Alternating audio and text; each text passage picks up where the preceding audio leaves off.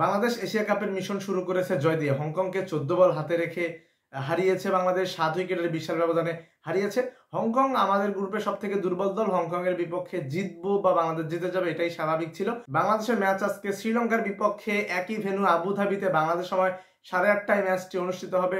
এই শ্রীলঙ্কাকে কিন্তু কদিন আগে বাংলাদেশ তাদের ঘরের মাঠে ব্যাক টু ব্যাক ম্যাচ হারিয়েছিল, সিরিজ জিতেছিল টি-20 সিরিজ। তাই বলে তাদের ঘরের মাঠ থেকে সিরিজ জিতে এসেছে জন্য খুব সহজেই তাদেরকে হারাবো বা আজকের ম্যাচটা তাদেরকে আমরা হারাবো এরকম বলার উপায় নেই। শ্রীলঙ্কা অবশ্যই ভালো টিম এবং আমাদের গ্রুপের এই তিনটা দলের মধ্যেই লড়াইটা হবে, আফগানিস্তান, শ্রীলঙ্কা এবং বাংলাদেশ। সেক্ষেত্রে শ্রীলঙ্কার বিপক্ষে বাংলাদেশকে জিততে হলে অবশ্যই ভালো ক্রিকেটটা খেলতে হবে। বাংলাদেশের জন্য গুরুত্বপূর্ণ ম্যাচ। বাংলাদেশ প্রথম ম্যাচটা হংকং এর বিপক্ষে জিতেছিল। আজকে যদি শ্রীলঙ্কাকে হারাইতে পারে বাংলাদেশ সুপার 4-এ ওঠার লড়াই অনেকটা এগিয়ে যাবে। এখন প্রশ্ন হচ্ছে শ্রীলঙ্কার বিপক্ষে গুরুত্বপূর্ণ ম্যাচে বাংলাদেশের একাদশে পরিবর্তন আসবে কিনা। বাংলাদেশের বোলাররা হংকংকে 143 রানে আটকায় রাখতে পেরেছিল। যে 5 জন বোলার প্রথম ম্যাচে বোলিং করেছে 5 জনই মোটামুটি ভালোই বোলিং করেছে। তানজিম হাসান সাকিব, রিশাদ হোসাইন এবং তাসকিন আহমেদ 3 জনই 2টা করে উইকেট পেয়েছিল। মুস্তাফিজ এবং শেখ মেহেদী উইকেট না পেলেও দুর্দান্ত বোলিং করেছে। অর্থাৎ বোলিং সাইড থেকে বাংলাদেশের একাদশে পরিবর্তন আসার কথা না। শ্রীলঙ্কার ব্যাটিং লাইন আপের দিকে তাকিয়ে যদি একজন লেফটি পেসার যুক্ত করতে চায় সেক্ষেত্রে তাসকিন আহমেদকে বিশ্রাম দিয়ে শরীফুল ইসলামকে খেলানো যেতে পারে।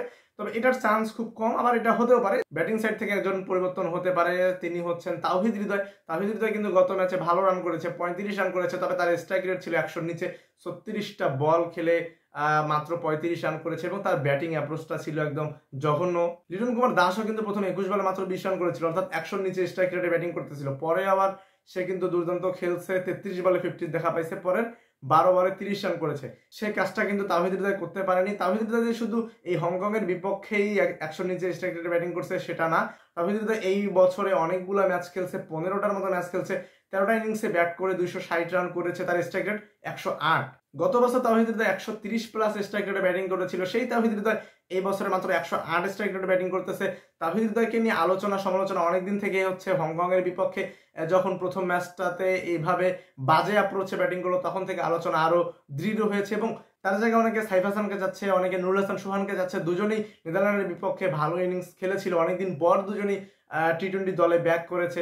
দেখা যাক টিম ম্যানেজমেন্ট কি ভাবতেছে, তারা কি সাইফ হাসান বা নুরুল হাসান সোহানকে খেলাবে, তাওহিদ হৃদয়কে বসিয়ে, নাকি অপরিবর্তিত একাদশ অর্থাৎ তাওহিদ হৃদয়কে সাথে নিয়েই বাংলাদেশ শ্রীলঙ্কার বিপক্ষে মাঠে নামবে। একাদশ যাই হোক, বাংলাদেশের লক্ষ্য থাকবে শ্রীলঙ্কাকে হারিয়ে সুপার 4-এ ওঠার লড়াই আরেকটু এগিয়ে যাওয়া। তাওহিদ হৃদয়কেও যদি খেলায়, তাওহিদ হৃদয় যদি এই বাজে অ্যাপ্রোচটা চেঞ্জ করে, কারণ হংকং এর বিপক্ষে এই বাজে অ্যাপ্রোচে বা 100-র নিচে স্ট্রাইক রেটে ব্যাটিং করে মাত্র 144 রান চেস করা গেলেও শ্রীলঙ্কার বিপক্ষে কিন্তু এই 100-র নিচে স্ট্রাইক রেটে ব্যাটিং করে জেতা সম্ভব না।